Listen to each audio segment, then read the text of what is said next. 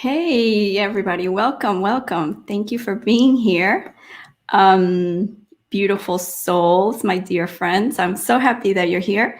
My name is Esme Gregg. I am your host. I am a spiritual coach and intuitive energy healer, a Reiki master, and a best-selling author for any of you that don't know me. This is episode 11, 10 plus 1 there. 11 of Soul Talks with Esme. I'm so happy that I even have 11 episodes. So thank you, thank you. And let me tell you a little bit about the show. Soul Talks with Esme is an online video talk show where high conscious topics are discussed with the intention to share uplifting stories and helpful personal growth tools. So let's consciously move forward in our journeys to a happy soul evolution. And thank you, everybody, for being live. Those of you that are here, you still have some time to share this video. I would appreciate it.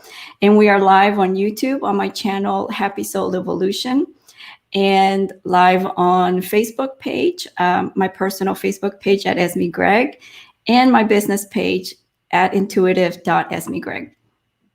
And so, yes, it would be awesome. And I would appreciate it if you subscribe, follow, like, comment, so that the YouTube algorithm knows that you find this valuable and that you find value in the channel.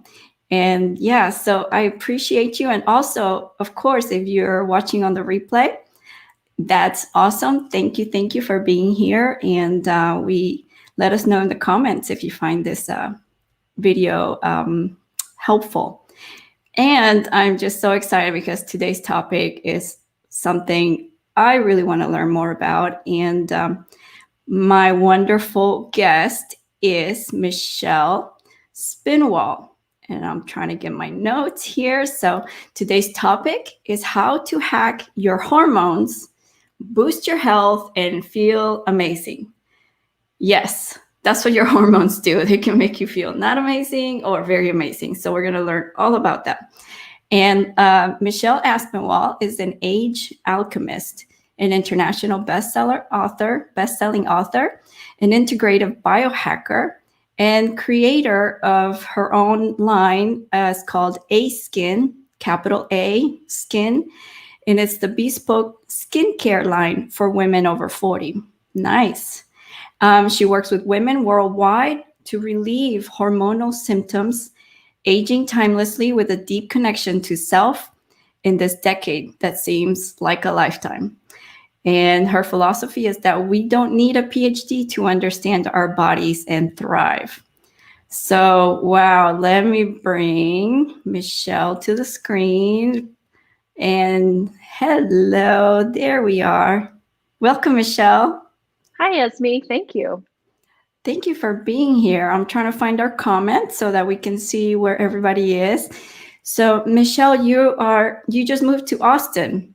We did. I picked up my whole family and just transplanted us from New York City down here in Texas to Austin. We love it. We love it so far. It's really nice. Awesome. I think I remember seeing your post when you shared that, and I was like, welcome to Texas. So that is exciting. Let me just say hi to a few of our live viewers that are always here. So Sion, thank you for being here. He's very excited for this talk. Whoop, whoop. And Anisha, also, thank you. Thank you for being here. And everybody that is not writing in the comments, we appreciate you watching and sharing and participating. And also, if you have any questions, do let us know. We will ask Michelle. So I think we have a lot of information to cover, Michelle. So let's get started. I want to make sure that my mic is okay. Can you guys let me know if the sound is okay? Apparently, I've been using my mic the wrong way. And yes, so just let me know in the comments if I sound okay. I know Michelle sounds good. So anyway, so this is what happens when we go live, right? Michelle, okay, so what is all this stuff about hormones and biohacking? Tell us a little bit about your journey. Why did you get involved into this? Sure. These are all great questions, and my story can often be very long, so I'm going to try to shorten it and get to the juicy parts. But so this is my second or third reinvention. I don't know how. I tend to think that women reinvent themselves over and over and over again. And I started out as a set and costume designer in theater and film and dance and opera, and I loved it. And it was, it was an incredible life that I had in my 20s and early 30s. But what I realized in doing this kind of work was that I was working a lot harder and using a lot more of my energy than I realized. And around about 30, 31, I was diagnosed with an autoimmune disease. And for a couple of years, I'd been gaining weight really quickly. I had some unusual symptoms and kept speaking to my doctor and asking her to do tests and asking her what was going on. And she kept saying that everything, all of my blood levels were normal. And at the time, this was, okay, so I'm 48. So this was, almost 20 years ago. This was pre-internet, if you can imagine that. Like, it's hard to imagine. I was there. Yeah, that we lived before the internet. My kids like to remind me that on a daily basis, the 1580s. My son started calling me a boomer. I'm like, I don't think you know what a boomer is. I'm like, boomer is way more. Yeah, 60 plus, 70 Mom, plus. you're such a boomer. Because he says that, I say, well, in my day, yeah, I had to go to the library. Use a card catalog. So I'm sure. If we're talking about hormones, this is the right age group. I'm sure people watching resonate with this. So go ahead. Yeah, definitely, right. So I kept going back to her and I kept saying, look, I'm gaining weight rapidly. I'm having heart palpitations. There were several symptoms, 3 or 4 different symptoms in particular. And I kept saying, this isn't normal. I understand, I was completely respectful, always imagined that the doctor knew more than me. But the thing about the doctor and the blood work is they're not actually she wasn't living in my body. Now, at the time, this doctor was probably in her late 30s, maybe early 40s. So there wasn't a huge age gap between us. And we were quite, we were comrades. Like she made me laugh, like we palled around. But then when it got pretty serious, I said to her, look, I understand and I value your training and your expertise, but I don't think you are hearing me. Like something is wrong inside of me and I don't know what to do. Please help me, right? Like I wasn't in a horrible relationship. I didn't hate my job. I didn't have any health issues before then. So I didn't have any of those sort of normal, I hate to say the word normal, but the sort of usual and customary elements of life that we tend to think. I mean, I wasn't necessarily hugely stressed out. I mean, I had the normal amount of stress for any 30-year-old woman, right. Really trying to make my career, make my life and make a name for myself in my career. But what I didn't realize until a good 10 years later is my hormone, I was using way more of my energy, and there were lifestyle elements that I didn't understand had such a big impact on how my body functioned. And I was one of those, and this is the really important part. And if this helps, even like you said, one woman, I think this is important. I'm one of the 1% of the 1% that the sort of allopathic, like Western, very traditional medicine, like the medications don't work on me. The symptoms of a typical autoimmune, like thyroid condition, I didn't have the typical symptoms. I had sort of those peripheral, sort of unusual symptoms. So my periods were still regular. All of the things that are a very typical thyroid issue. I wasn't losing my hair. Like there was a lot of things. I didn't have any of those. So when she would ask me these questions, do you have this? Is this happening? Is that? I didn't have any of those. So she didn't end up doing the necessary tests to actually go deeper and get to the root cause. And so that was like the beginning of, and I can only say that now because of course hindsight is always 20/20, right? I can only understand now what the whole picture is, having, first of all, being almost 50 and really understanding how my body works. And that didn't really happen until after childbirth. And after the birth of my second son, I really realized, okay, I've got to figure out and understand, because I got pregnant very quickly both times. Well, the first time it wasn't as quickly. The second time was very quickly. And so I had these two boys, these two amazing boys, but they're 16 months apart. And so I was nursing a young one and then pregnant with, with my second at the same time. And that also, so the first health kind of issue to deal with was the thyroid. And then I was one of those, I waited until like mid to late 30s to have both my kids. And it was the process of getting pregnant very quickly for my body. And this is not to say that getting pregnant very soon after with your second is, I know that doctors say try to wait 2 years, just to give the body a chance to self-regulate. I know lots of women who haven't done that and are in great shape. And I know women who've had one pregnancy and had a lot of health issues from it. And I just think for my body, having been diagnosed with autoimmune, a second pregnancy on top of a first one put a lot of stress and strain. And so after that, I really had to figure out what was going on with my body, because again, I was going through, some health issues in my late 30s and I didn't understand what was going on. And it wasn't until I had to become the CEO, the healer, the doctor, the everything for myself, because I was being diagnosed with crazy. And okay, by this point, the internet exists.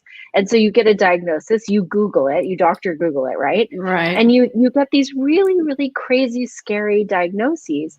And by the way, I want to just say that the diagnosis, I lived with this diagnosis of autoimmune disease for a good 10 years before I realized it had become this sort of safety net for me. Like, oh, I'm this kind of person and I have this autoimmune disease and I can't do this, or I have this syndrome, or I have this. And it was like, I was done. By the time I hit 40, I was done with with feeling like a diagnosis actually tells me and is some sort of identity. So Yes. it wasn't until I really was like, I'm done identifying as a woman with an autoimmune disease. I wanted to identify as a woman and feel as though I was a woman who was functioning at a very high level. I didn't like the way my body felt. I didn't like the way I was starting to age. And it wasn't that I looked bad by any means, but I felt like I was aging faster than I should be. So that's when I really started diving deep. I, became certified in a couple of different modalities. I started going to lectures. I read every book I could get my hand on. When I lived in New York City, every doctor, every person comes and does some kind of, book tour. So I would listen to them talk. And then there's, of course, clinics and things in New York that a lot of people will gather and do a panel discussion. So I had a real benefit living in New York, that I had access to some of the greatest free or low cost education I think any woman could possibly have. And now my goal as a woman who's much closer to menopause than not is to really help women understand not only how their bodies work, because when we understand how we work, we understand what to do to work with our hormones, because our hormones are not something that necessarily they regulate and dictate a lot of how we look and feel and function. But what I think a lot of women are accustomed to thinking about is that hormones are this thing that once a month they're always a mess and we're always a disaster and that we have to like deal with. And the thing about it is that's not actually the case. That's customary, but that's certainly not the norm. And it's not how we should have to be. And certainly by the time you're very close to menopause, if you haven't figured out how to work with your hormones, your transition into one of the greatest, I'm convinced, and this is my mantra forever, is that, each year, each decade just gets to be better and better, because I look, feel, and function at 48 10 times better than I did at 31. So there's no reason, and I'm living proof of it, that any woman can't look, feel, and age in the way that she wants to, that's really aligned with time. And that's the thing I wanted to, to really go deeper in. Yes, I love that, because I think we just become so accepting of, oh, this is just I'm supposed to look older every year. Mm-hmm. I'm supposed to do this. It's normal. Or the whole identity thing, we identify with so many things, including with, our roles. And so, yeah, that's amazing that there is a way that, and that for me, I understand it to be nutrition. So tell us, so let's just, well, before we do that, give me a second. Let me say hi to a few people here. We have some other people watching. Hi, everybody. Thank you for watching. We have friends in Greece and different parts of the United States. So yeah, so they're agreeing. So my friend Anna saying, yes, I am, like, I'm there. So agreeing. Oh, and thank you for letting me know that the sound is good. Thank you, guys. Okay, and if you have any questions, please type them in. And so for now, before we really dive in, I would like to just, if you can, just very briefly, let's just define some of these terms. So, Sure. like hormones, menopause, perimenopause, and just so we're all understanding in the same page. Absolutely. So perimenopause is, well, let's break it down into groups, right? So first of all, the first 6 or 8 years a woman has her period, a young girl has her period. So, basically up until about 18, 19, a young girl's hormones are trying to regulate. And I think one of the biggest misconceptions that is fed to us, either through pharmaceuticals or doctors or whoever, right, is that we need to go on birth control to regulate hormones. I just want to say, even though I'm not a doctor, I really consider myself strong on this stance. And with confidence, I can say that birth control is really, really good at just that, at controlling getting pregnant. Birth control, other than that, it doesn't have any place in regulating hormones. And I'll talk about that in a minute, but I just wanted to say that for all you mothers out there who might have young girls, I would like to encourage you to dive deeper and to do a little research and to really think about think hard and understand the repercussions of having your daughters in high school go on to the birth control pill. There are many lasting effects that can be the case for women. And I think a lot of times, if women don't understand some of those side effects and lasting effects, they're making a decision without having the full scope of what they're taking. I want to add that I was one of those young women. I remember my dad taking me to the OBGYN because I lived with my dad in my teen years. And I think he was just scared that, something would happen. And of course. So they put me on the pill. And of course, I just agreed. And I was on the pill for a long time until maybe like my mid 30s. So about 10 years ago. And I could just feel the difference. I just didn't want to be on it. And I would even try the low dose. But then I learned that these hormones, they're circulating all through your body, the pill that you take. There's other type of hormone or, pregnancy, birth control types things like an IUD or other things that are more concentrated, or they only go in the area that doesn't have to go through your entire bloodstream. That's the way I understand it, at least. And I didn't feel the symptoms as much of the pill. So yes, I agree. Yeah. So I just wanted to tell our listeners that, and anyone out there who has daughters, that to allow the body to self-regulate in those first 5, 6, 7, 8 years is a tremendous gift to our young women, because a lot of the way we feel, a lot of the way we self-soothe and self-regulate, a lot of how our bodies develop, a lot of how our mind kind of reorients itself to what we believe and what is normal for us is crucial in those years. And to sort of veil it, if you will, or to see the world through the lens of turning off certain systems in the body, I think it's crucial. So I wanted to say that out loud. And so going back to breaking it down. So we've got those kind of, before you have your period, you're this sort of wide-eyed and hormones haven't entered your life, and you're seeing the world from a very childlike, open, adventuresome place. And then hormones start to kick in.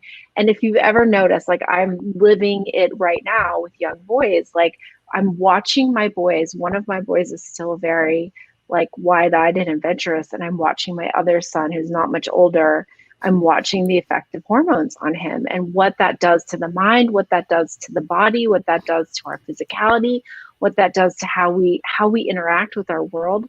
And I just want to say before I go through and define the stages is that is very much the opposite effect of what women who are in their late 40s and early 50s are going through coming out of those mothering years. Mothering meaning, when I say mother, I don't mean being a mother, because once you're a mother, you're always a mother. I mean legitimately having the hormones that allow us to be and to carry and sustain life within us, right? So that stage of life is very similar, but from the opposite perspective. So our 20s and to like, I would say like 18 to about 34, 36, we have our hormones completely on our side. That's what people call pre-menopause, right? And pre-menopause is very different than perimenopause, is different from menopause, is different from post-menopause. So pre-menopause is where we have estrogen, progesterone, testosterone. They're all working in harmony for the most part, depending on lifestyle choices and, how you view your body, how you choose to live your life. But for the most part, you have access to estrogen, progesterone, testosterone, tons of hormones. Those are the major sex hormones, but you have access to the other hormones and precursor hormones, and they're all working in harmony. And that's why we have the ability to drink alcohol, stay up late, not tend to not prioritize sleep. You can do a lot of things when you have those hormones working for you that you can't do, or that are more tricky to do in perimenopause. So perimenopause begins somewhere around the time that women stop ovulating on a monthly basis. And for some women, that's 37, 38, 39. For other women, it's 42, 43, 44. Usually by 45, most women, from my experience, have entered into those years, or as Esme said, that decade that I call the decade that it seems to last a lifetime. Because from like 42 to 52, because in America, I'm American living in America, in the West, the typical age of menopause is like 52, 53. So it's that decade, right? Usually at 40, you're starting to feel some shifts, but you're not actually in a full-blown perimenopause. Usually by 42, women are in it.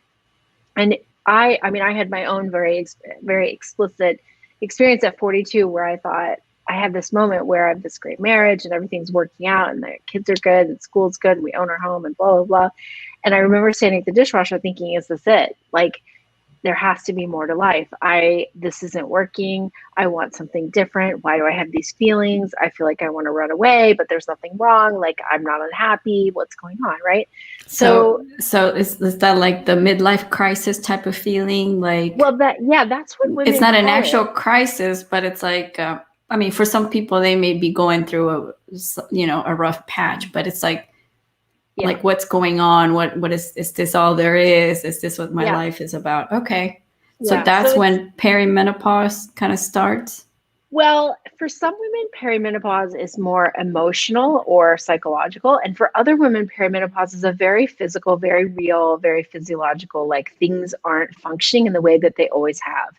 So I find in working with, having worked with a bunch of women, I find it's usually one or the other. It's not often that someone has both. If you don't take care of, and when I say take care of, I don't mean fix as though we're broken, but I mean if you don't really become the investigator or the curious sort of soul that you have and really think about and go deep. I mean, what I was yearning for was to really find a distinct purpose. I mean, at the time, the irony is at the time I was looking to try to get another job, go back to work. I'd taken time off between my kids and I was looking to go back to work. I had an undergraduate degree. I had a master's degree from a major university. I had worked professionally for 15 years. I had taught at a university in Manhattan for 5 years. I had tons of great experience. My resume was, I thought, solid resume. I couldn't get a job in my field to save my life. I could barely get an interview. And at that moment, I thought, at first I blamed it on, this is the patriarchy telling me that like I can't be a mother and take time off. And as I said, the hindsight is always 20/20. And it certainly wasn't that. It was that wasn't meant to be my next phase of life. My next phase was meant to be something very different. And so once I realized that, and I started to reorient myself and really believe that I have gifts, I have knowledge, I have information, I have experience. Like my life experience are my credit, are my credentials. If I can do it for me, I can do it for any woman who will commit to themselves, right? I can help women find their way back home. So you asked me the question of defining the stages. So getting back to that question, so the premenopause. But I love hearing how it all came together. I love hearing the story, and because this is a soul talk, so I love getting to know you and deeper how all of this emerged. So it's fine. It's fine. Yeah, totally. Thank you. Thank you. So ladies, once you hit that sort of perimenopausal journey, that is, I mean, I believe with all my heart and soul that this is this time where we're meant to connect back in with ourselves, our lives, the people that we surround ourselves, the way that we live and breathe and move. And I mean, I've got like a whole philosophy on the 5 pillars and, you know, what we eat, how we sleep, how we prioritize sleep, how we supplement, how we move our bodies, who we surround ourselves with, and certainly our purpose, right? I believe that these 5 pillars, like if we're given this time to really check in and see what's working and what's not working. And the really phenomenal part is, as women, we have this monthly cycle that's always given for, it works in our favor. Now, if it's not working in your favor, it's speaking to you. That's your body's way of speaking to you. It's a vital sign. It's like our 5th, you know, I can't remember the doctor that coined the fifth vital sign, but our cycle really is the 5th vital sign. And it's the thing that women have, the element that women have to really see physiologically, psychologically, and cosmically how life is happening and going for them, right? So perimenopause is that lead up. It's where our hormones are starting to shift, starting to, as I call it, the cascade, because at sometimes you have a lot of them, and at other times you have they're shifting, where they're being made is shifting to a different place, and the levels start to change. And if you see this as happening against you, then you will only see the negative things and the downfall of you as an individual, as a woman in your life. But if you see it as a portal into this next priestess phase, which gives us an enormous amount of connection intuitively to, you know, however you define source, God, angels, the universe, whatever it is, this intuitive guidance is given to us because we don't have those hormones that are really keeping us in check, keeping us pumped and primed to procreate and to keep the human race going. So aligning with time, when I say aligning with time, I really mean like being very present in the exact moment and year that you're in. If you're constantly thinking about trying to be younger, look younger, function younger, it's going to shift all your priorities, and you're going to always see yourself and your life in a series of lack, or a series of I wish I had, or how come this is happening now, or why can't, right? Versus this is this beautiful time in life where we connect more, we slow down a little bit, we're allowed to see and do and talk and think in a way that is entirely unique if we allow ourselves that time. That's so beautiful. And that's like accepting. Basically, it's just accepting who we are and what we are in this moment right now.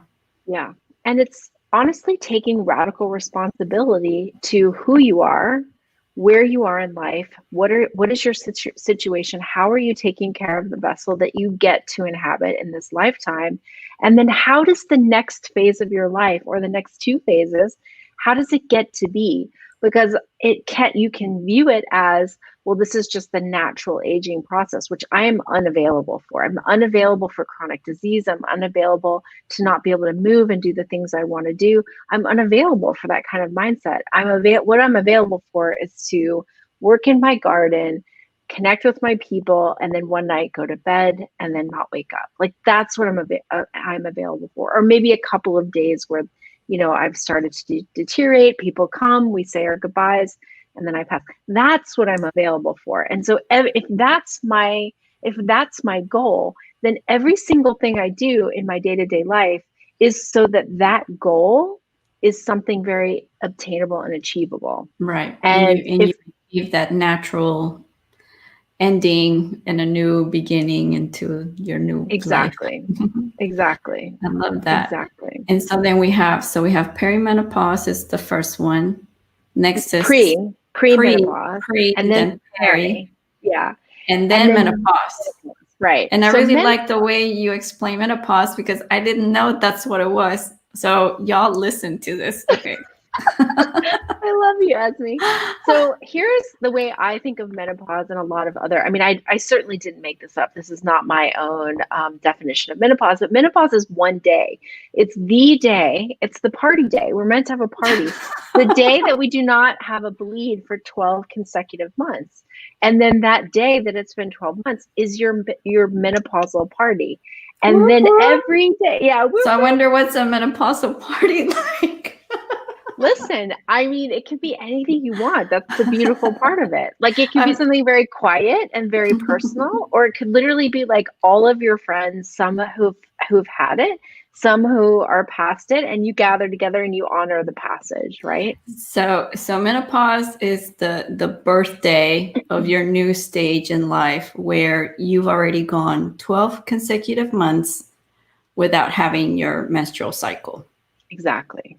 And then everything after that is postmenopause. So if you've gone 12 months, but see, even that, like, exhale, like, imagine not having to think or worry or imagine about anything hormonal, in the sense of, which doesn't mean that the job is done, but it just means you're not thinking about, getting pregnant, carrying babies in your belly, labor, and then that sort of cyclical up and down of a month, right? Because the first couple of days have very much their feeling, and then the next 9 or 10 days have a feeling, and then ovulation has a feeling, and then you've got a week and a half, and then you've got the 3 or 4 days before your period. It's very much like this, And oh, sorry, go ahead. No, go ahead, finish your thought, please. So, and then I was going to go into the next. Totally. And so I feel like part of that, that ride, if you will, is indicative of how life is in that stage, where it very much is, we're moving around, we've got food to deal with, we have children, we have a spouse, we have parents, we have aging parents, we're getting our careers going, all of that. There's a lot happening, so we have that to check into. But then once you hit early to mid 50s, late 50s for some women, the idea is that you are actually not moving and doing and going and pushing and going through, but you're actually kind of settling into what the next phase is. Oh, nice. Yeah. And I just wanted to tell you, we're a little bit more than halfway through the show. So, and I know we can talk for another 2 hours. So that's why I wanted to, see if you could give us some steps or ways on how to actually hack our hormones. And also I wanted to see if, are we really only talking, so we're only talking about the sex hormones. We're not talking about the happiness hormones here, like serotonin and oxytocin. We're really discussing sex hormones, or are we discussing all hormones? So I think, for the sake of this conversation, I think there's neurotransmitters and there's hormones. And I think to really think about so hormones are messengers. I'm just trying to simplify this. So the way that we perceive our external environment is what actually creates the situation within us, with glands and organs, that tells the body what to do and how to regulate, or ramp it up or cool it down. So the first thing that women really have to do is learn how to dance with their stress. So if we're talking, because we can't, do a tango, like work in unison, figure out where they're going. That's right. That's actually a great, because the tango, sometimes we are leading, and other times the man is leading us, and then we sort of lean into him and be led, and then other times we're leading. It's the same thing with stress.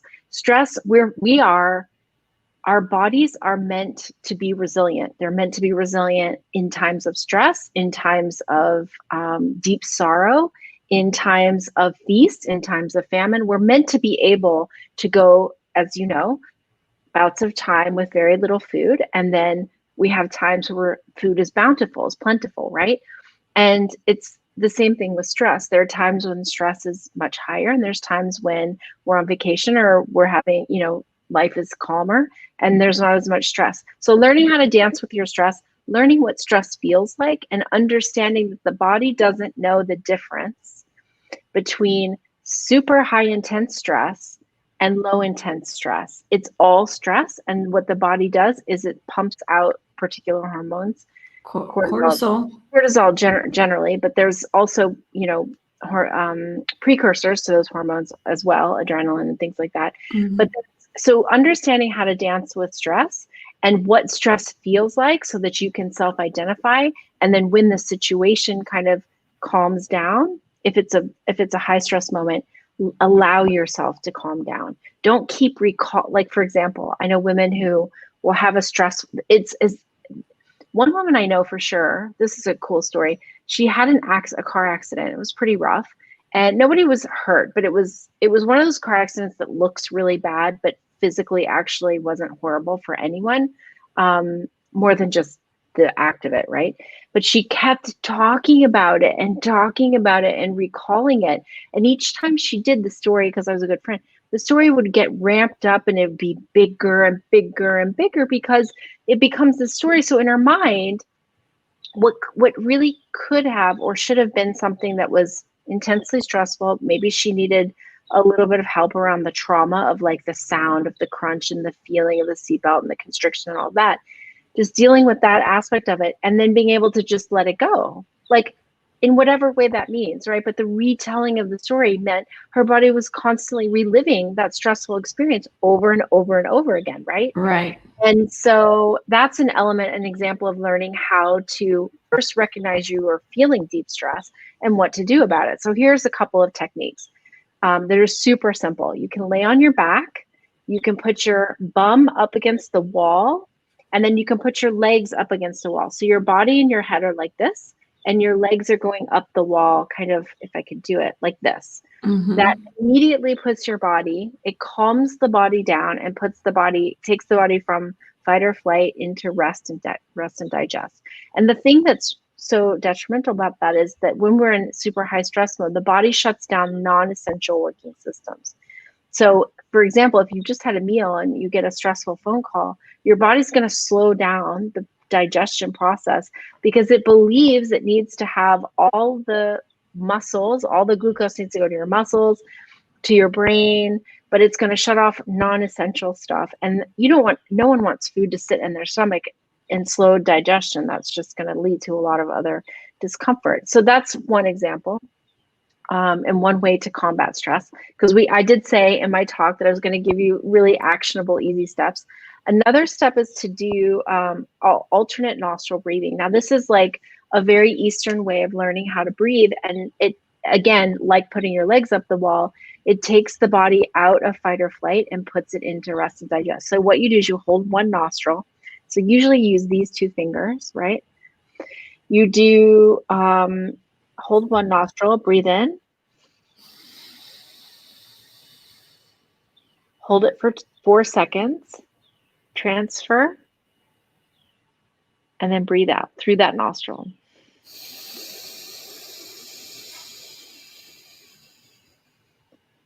Transfer, breathe in,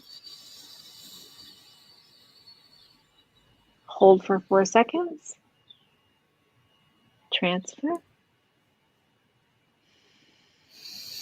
breathe out. So that's a really specific way to, and if you did that 10 or 15 times, meaning 10 times on each nostril, you would begin to feel blood pressure go down. You would begin to feel muscles relax. You'd begin to feel calmer over the course of time. There's loads of other things, but I would say the two easiest ones, one if you're at home or somewhere comfortable, and one you could do anywhere. I remember being on the subway in Manhattan, in New York City, and seeing something that was troubling or upsetting to me, and I would just sit on the subway and do alternate nostril breathing, and it literally would calm my system very quickly. Yes, So dancing with I love this technique. It's beautiful. Yeah, It helps. right. It's very very slow, very calm, and very quiet, which I think is I feel. Oh. Yeah. So I just wanted to read a quick comment. Anna saying, Michelle, this is incredible. Thank you so much. What you say is very helpful. And so people are loving this. And do guys, let us know if you have any questions or any other comments. So we have about 20 more minutes. I'm not trying to rush you, but I want to get to, so you gave us, just to round up, 2 awesome ways to relieve stress, putting our legs up against the wall, and also the alternative switching nostrils technique. There's a name for that. I know a lot of people that practice that, and my coach has shown us that too. So it's a beautiful breathing technique. And because the reason is because stress really affects and impacts negatively our hormones, right? That's the main reason why. The whole body. Yeah. The immune system, hormones, everything. So digestion, joy, neurotransmitters, everything from a lifestyle perspective and also a physiological perspective. Yes. And also, in this time with pandemic and a lot of people maybe losing their jobs or just income, lowering, and, or people actually getting sick, or, family members passing away, friends, we are in like almost heightened stress, and then everything else that's going on, in our society. So I think these techniques are important, including just daily meditation, right? Absolutely. I mean, 100% meditation changes everything. And I know we don't really have time to get into the science of it, but it quite literally changes the way your body functions on the most incredible cellular subatomic level. So yes, that we almost every guest that I have, and even myself, we talk about meditation and mindfulness, and it's important. So so if you guys are interested in trying or learning meditation, I always say, if you don't know what to do, there's YouTube videos out there with guided meditations. There's a lot of free resources. But yes, I love these tips, and it's important to lower stress. Okay, so what's next? Do we have any more tips? Well, I was gonna tell women, just from a true hormonal perspective in perimenopause, like that's important anytime, the stress, certainly during perimenopause. But I wanted to give women the single greatest free tip that they could do to make a difference in their hormones in this decade. And that is to learn when to eat and when to give your body a break from digestion. Oh, nice. So how do we know when to eat? Because I know I've had different, like a trainer. He tried to tell me, to burn fat, don't eat carbs, eat protein first in the morning. Try not to eat, whatever. And then I had another trainer saying, you're this type and blah, blah, blah, do this other thing. So it's like you get conflicting information. And then, of course, then you do searches online. Yes, that's where women get into problems. They do these massive searches online. And yes. So what's your advice? So here's what I would say. The first thing I would say is there is no one diet. There is no one way of eating that any group of people because we are bio-individual creatures, right? We all have our own genetic composition. We have our own biological composition. We have the time that we're living in, the location you're living in versus, maybe where you're from. There are people who are from South America and they're living in the north of Europe, and there's people who are, of Russian descent and they're living in Florida. And so you have to take into account a lot of different aspects of you. But the single greatest effect that really and truthfully moves the needle for women over 40 is allowing your body 12 hours of rest between eating your last meal at night and the next meal you eat in the morning. And that's the minimum.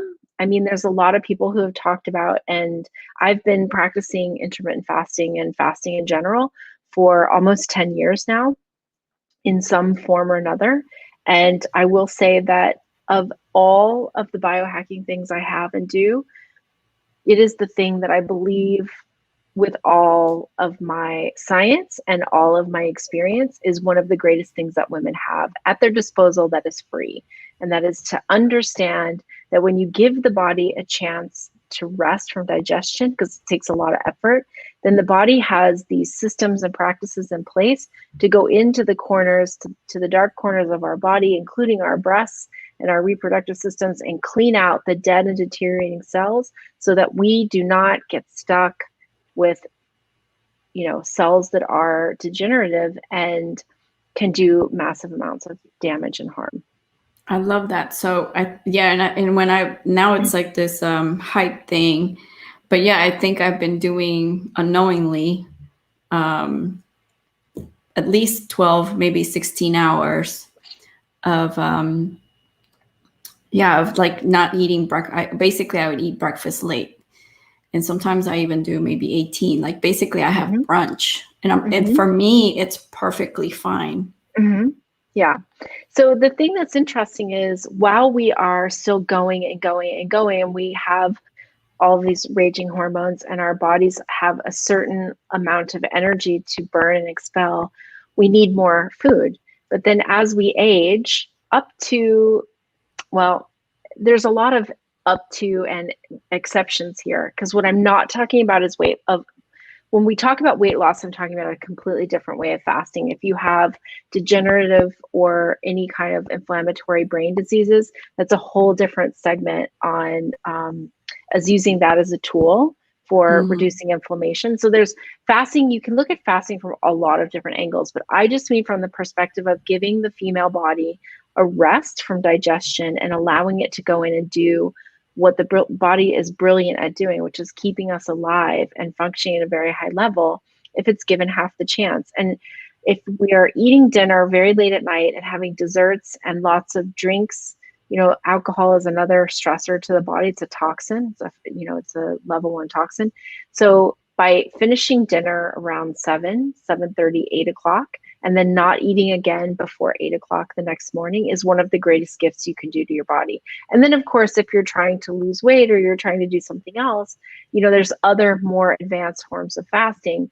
But fasting in and of itself is only one part of the equation, right? That's the yin part of the equation. And the yang part is really understanding how to combine your food for your particular biochemical makeup, and then also what is your constitution, learning how, like macros and micros, what you need, and then what is your constitution, and working that together. So when you get the right combination of the yang, which is the food, and the yin, which is the lack of food or the rest from digestion, it's this perfect marriage, and the body functions and is able to do what it does best at a very high level. So that is what I said on my post, the single greatest free biohack that any woman on the planet has and can start doing immediately. That's amazing. And I think it's easy to do. I mean, 12 hours, basically you eat dinner and then you hopefully sleep around 8 hours and, calculate around 12 hours. And another thing is I do is I didn't know it was such an important thing, but naturally I'm kind of thirsty when I wake up, and I just drink, a glass of water. And when I have lemon around, I'll put some lemon, but apparently that also helps flush out it helps our organs do what you're saying they do. Yes, and then, it gets the lymphatic system moving, which then wakes everything up. Yeah. Which is important for people that they've had chemo or, are dealing with a very heavy, a disease that really takes a heavy toll on the body. Yeah. Oh my gosh. So, okay. So it's like, I don't want this to be over. Okay. So thank you. That is an amazing tip. Oh, and I want to read a comment. Frances wrote that it's very interesting conversation and very helpful. And she's Good. post M here. She's 50 and definitely feeling different when in stress. And she's going to try that technique. And thank you. I think the two techniques you mentioned about the breathing, this was an earlier comment. So thank you. Okay. And okay, so you have this cool gadget. Tell us about this cool gadget. What it does, what it's for. We didn't even talk about biohacking, but I guess biohacking is what it's our, just doing all these things to help our body. Like not doing anything, you're just letting life be as it is. But when we're taking control, right? Yes. Taking charge of our nutrition with supplements and everything that works for us. And also do tell us if anybody wants to work with you. I know you have this cool group. Tell us about the group that we can join. Totally. Thank you. So I want to just define biohacking really quickly. Biohacking, as it's been known from the past, is a very masculine term. It comes from, the men it comes from people in the army, in the armed services, who were trying to really take the body and push the body to its greatest limits. And then also the weightlifters, or the people who are doing like extreme, really kind of this is of course my opinion, but really pushing the body in the extreme in terms of athletic ability, what it can do. And when I say integrative biohacking, what I mean encompasses both masculine and feminine. So I do high-level testing in my practice. I believe in combining Western medicine and Eastern traditional healing techniques. Some of those have to do with working with the chakra system, which is part of the healing.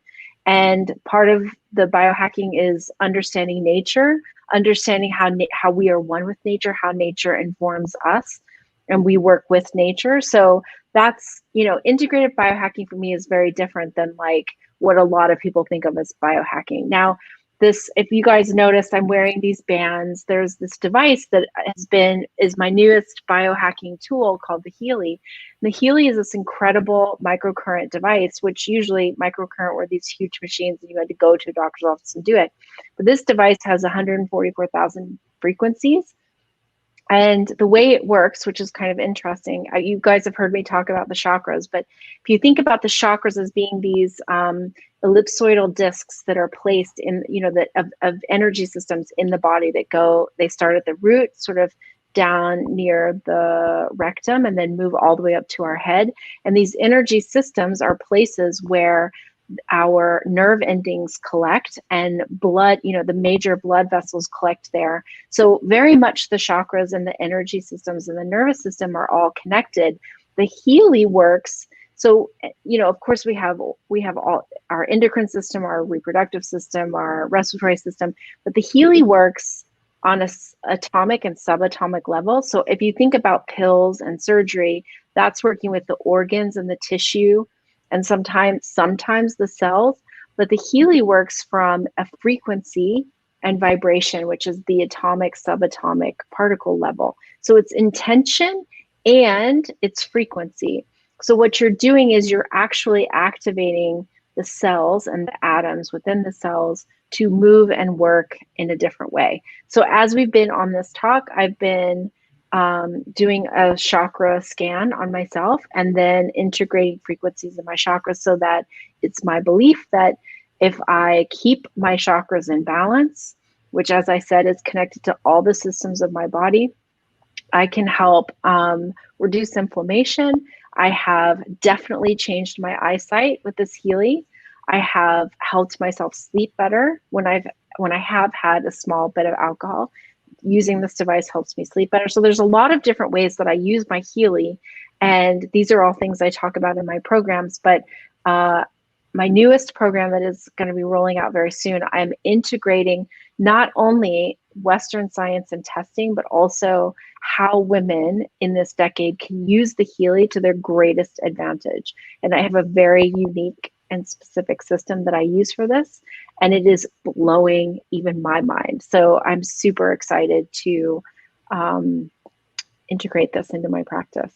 Oh yeah, and I love this. I actually attended one of the Healy webinars, and yeah, I love it because, like you said, it's so apparently, so the way I understand, you can use the different programs, Yes. and so you use this with your clients as well when you have Yes. your one-on-one type coaching clients. Yeah, it's amazing, and then I love that it does connect and it does use the different frequencies of our Mhm. chakras. And I see somebody saying, yeah, if you have a question, please type it. Just type the question. My friend Jamie's like, I have a question for your guest. It's like, come on, just type it up. Okay, so tell us about what the Healy is doing for you now, if you want to share a little bit more. Sure. And what does it look like? It's like, Oh, sure. Okay. So the Healy itself is this tiny little, so this is my hand. I have quite big hands. This is another one of my biohacking tools, but we're not going to talk about that. So this is the Healy, and it's connected through these cords, and you mm-hmm. just wear it on your wrist. So it has these And sensors. it has these sensors, and they go into the body, and then you use your phone, and you go through and you use your fingerprint, and it goes through and tells you basically the different. You can do chakra scans, you can do Bach flower remedies, you can Mm. do, as I said, all the different energetic systems, the meridians. You can do. There's one for beauty and skin, so I've been using that one, helping the collagen and just redistribution of cells and connective tissue. So I need that's all been of the really above. impressive. Yeah, it's an impressive tool. I mean, Mm-hmm. it is a commitment in terms of it's a monetary commitment, but it's the kind of thing that if you the way that I think about health and the way I do life is that I don't do something once a year. I don't do cleanses and detoxes because my body is detoxing on a minute by minute, hour by hour, day by day, week by week process. So I like working with my body for the long term in things I can do small bits on a day to day, week to week, month to month process Yes. versus things A quick where fix. a quick fix. Yeah, because a quick fix is just that. It's a fix. It's not a route, and it's not actually showing you or guiding you into the next realm, the next dimension, the next informative. It doesn't guide you, a quick fix. It just gives you a quick And fix. oh my gosh, and I know we talked about this a little bit when we talked before the show, but so tell us how if it's good or bad. I mean, I know it's bad, but so um, basically just tell the audience about what like juicing, like let's say like 5-day juicing cleanse, 7-day juicing cleanse. I've heard people doing it for like 30 days. And it's like they say, yeah, it's got these healing um abilities because you're flushing out your system. So just take a minute to tell us, educate us on what juicing and not eating anything for however many days, what it does to the body. Is it good for us or not good for us? So, my personal experience and opinion about this is that over 40, one of the main jobs of women over 40 is to balance your blood sugar at all costs. And that means even, holidays and birthdays and things. And one of the things about juicing and doing smoothies is number one, the energetics of blending food. I mean, you have to imagine that's a very new phenomenon, and never in the world other than like in the past 30 years have people blended food in that capacity. That's number one. And number two, if you can't actually sit down and eat that entire plate of all those fruits and vegetables that you're putting into that blender at once, then you're overloading your system, which is creating a blood sugar dysregulation.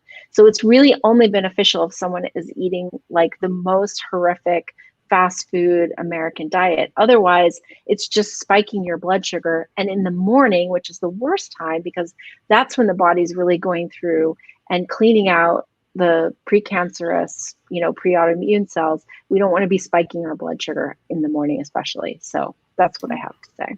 Very good. And so I started, I had done celery juicing, Mm-hmm. and I don't know how you feel about that. And I did it for about a month, maybe 20 something days straight. in the morning, fasting just real quick. And so I just wanted to insert this real quick. And I would get this kind of like a sugar rush, like just energy. I felt good. And then about, I think 30 minutes later, I could eat my breakfast. And it felt nice and it felt cleansing, but I don't know. Then I was just like, I don't know if this is, really, I don't know what it's really doing for me, except it does make me feel good. But I didn't want to do it every day. Mm-hmm. So I stopped doing it, and I just do it kind of random, just a little one here, one there. So Is celery juicing part of that? Would you think it also would elevate your sugar levels? So it's not going to elevate. Well, first of all, I can't make a blanket statement about everybody for anything. Even the most healthy thing, for some people, it might cause inflammation. For other people, it might cause some kind of blood spike. So I can't speak on a broad scale, but what I will say is that celery itself is incredibly nutrient dense in very specific minerals, and those minerals are very cleansing to the body. But I would say celery juice is not any different than eating 1 or 2 stalks of celery, and you're getting all the fiber if you're eating the celery. So if somebody has some severe chronic deterioration, and certainly I don't know how much time we have to get into this, but there are certain elements that I would say yes, to do celery juice for 2 or 3 weeks is probably a great thing. I don't really believe that anybody should eat anything every single day, the same time of day, because we're just not set up to do that. We are meant to eat with the seasons, to change from eating lots of or more raw food in the summer when it's in the seasons that it's grown, I shouldn't say summer because it depends on where you live in the world, but to eat food in season and to eat food as close to where you live and the season that it's grown in is more important to me. And understanding what your body needs on a macro and micro level, which is different. My demands and needs are different than yours, and it's based on a lot of different elements. So that's one of the things I really lead women through in a particular program that I run. And it can be life-changing when women recognize, oh, so-and-so's diet of this, and this, I've been doing this and I've been feeling worse and I didn't understand. And it's like, that works for this group of people or that person, but it doesn't necessarily work for everyone. So I don't think anyone's ever trying to do harm in the world, but I also believe that just like the American government tries to create a food pyramid, well, everybody doesn't do well on the food pyramid. Some people do, but a lot of people don't.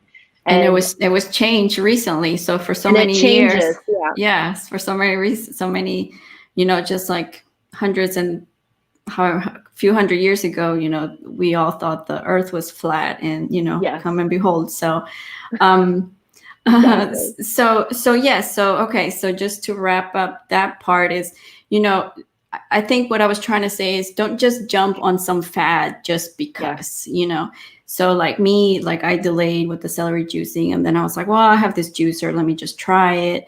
And it felt fine, but then I was like, maybe not every day, So I listened to my body. Exactly. And I think that's what your message is. It's like, it's Absolutely. Not going to work for everybody. Don't expect the same results for everything. And don't just jump on the bandwagon, not knowing your body and not listening to the symptoms. And we do have a question. I don't know if we can really answer it, but we'll just add it here. My friend says she's 42 years old and she has fibroid cysts in her female parts. And how can I help that? Do you have any tips? And of course, we're not here to give specific, medical advice. But in general, what is your experience with cysts and hormones, and what can you say about that? The first thing I'll say is to understand that when we grow excess tissue, that generally points to, and I don't know you, so I can't give, or your friend, I can't give specific advice, but when our estrogen is particularly high, or maybe it's higher than progesterone, or maybe it's a diet related element that maybe you're not getting enough of some nutrients that you need, but estrogen is our building hormone. So a lot of women who have cysts or fibroids or dense breast tissue, it's an estrogen, usually an estrogen related component, and understanding how to eat and how to supplement and getting specialized tests to make sure, because the thing about, excess tissue is what potentially excess tissue can lead to, growths that we don't want in the body. So I would say to your friend is to go to a doctor or go to a coach, or, invest in getting some testing to understand your particular estrogen levels. And I just want to say this about testing, that there are blood levels of testing, there's urine levels of testing, and there's saliva levels of testing. And they're very different, and they measure very different elements of our hormones. And knowing when to test in a woman's cycle is crucial. So I just want to give all the ladies out there, if your doctor tells you it doesn't matter when you test, I think it's time to maybe do a little research and investigate finding a doctor who's a little bit more informed about when to test hormones, especially blood versus urine versus saliva. So I know we can't really go into that huge here, but and then there's different types of, you can request like the blood work, there's different levels. And even if you say full blood work, you want to make sure that it really includes all of them. Something like an OBGYN would want to see versus just a regular internist. Sure. Yes. So yeah, I hope that kind of clarified a little bit. I also see another question from earlier. Somebody was asking, where can I get a Healy? You can get a Healy from me. So the thing to do is to message me, or if you can, Esme, can you take down their name and then connect us? Do you know this person? Yes. So anybody interested, you can message Michelle, let her know that you are watching the show, and she'll be more than happy to tell you about the Healy. I watched, like I said, a webinar, and I was very interested in it, and hopefully soon I'll be able to invest in one. Not just for myself, but also as part of, how I help people. Yeah. Another question. Yay. Okay. Another question is, what is a good breakfast for women after 40s so that we don't elevate our blood sugar? That's a great question. So it's different depending on, so as I told you guys earlier, I run this course called Feeding Over 40, where we go deep into a woman's constitution, and there's several different elements that determine our constitution. I help women understand how to combine food strategically so that you don't gain weight, you keep your blood sugar even, and you get to eat tons of food without feeling bloated or gaining weight. And then the last thing is understanding and learning how to eat, when to eat and when not to eat. So this is this program I do called Feeding Over 40. But I would say, not knowing you or not knowing anything, make sure you're having a breakfast that has protein and fat and green leafy vegetables. If you do that, you're going to be phenomenal. So protein, when I say protein, I mean animal protein. And when I say fat, I mean good clean fats like olive oil, coconut products, nuts and seeds, because those constitute fat. Our bodies break them down as fat. They do have a small amount of protein, but they really are fats. And then green leafy vegetables do a load of good. They're loaded with vitamins and minerals, and they also keep our tract clean and clear and working really well. So I would say that would be your best bet. So it can be a fish, it can be any kind of land animal, and eggs. What about eggs? Yeah. Okay. Yeah, eggs are great. Eggs are a complete protein, but that's gonna do you good. Yeah, and I started recently. I'm vegetarian, but I still do eat eggs, so I'm not vegan. And I love having my eggs in the morning. And I started incorporating like a spinach salad, maybe with some avocado, and maybe bread or something and some fruit. And I just feel so energized and so much better. So, wow. Okay, let me see what else. I don't know. Did we forget to mention anything, Michelle? Anything that we didn't talk about that you want to share while I'm looking at the comments? I think we covered it. I mean, I definitely covered the main points in my post. The last thing I want to say to women is encourage you to recognize that you have all the answers within you, and that although doctors are enormously helpful and very can be very nurturing, you are your greatest doctor. You are your greatest understander, and your body actually leads you and carries you and leads you to all the things that you need for you. So trust your body. You're not broken. You're not damaged. Amazing. Yes, I Yeah. love that. We didn't even talk about your skincare line, but people can find out about that on your website. Your Yeah, it's on website my is website. michelleaspinwall.com, right? .com, yes. So yeah, y'all check out her Michelle's skincare line that she created on her own. Basically, you just been creating your own products since forever, 10 and years. Yeah. then you just created this line. So that's amazing. Yeah. So wow, I know we can keep talking, and I saw some comments. Yes, I don't want this to end. So it was amazing. Thank you so much, Michelle. And thank you, everybody that had all these questions and your comments. Yes. Truly appreciate. And if you want to learn anything else about Michelle, visit her on her webpage, michelleaspinwall.com, and her social media. Also, Instagram and your Facebook group if people want to learn more from you. And that's in the post where this is. And I appreciate you guys so much. I can't believe we're in episode 11. This just kind of started out as a fun kind of experiment. And so I'm so appreciative for your support. And if you're watching on the replay, we appreciate you too. And do message us or, write a comment, tag us if you have questions. And I'm just so, so happy to share all this information. And Michelle, you're just amazing. I love that you call yourself the Age Alchemist. Yes. I want to be an alchemist, so I'm going to change my name to something there you alchemist. Go. Yes, it's the best. Do it. You're amazing. I appreciate everything that you're doing and everything that you're sharing. So thank you, Esme. Thank you. And we'll talk again later, guys. I'll see you next week. We have another awesome guest. And until then, ciao.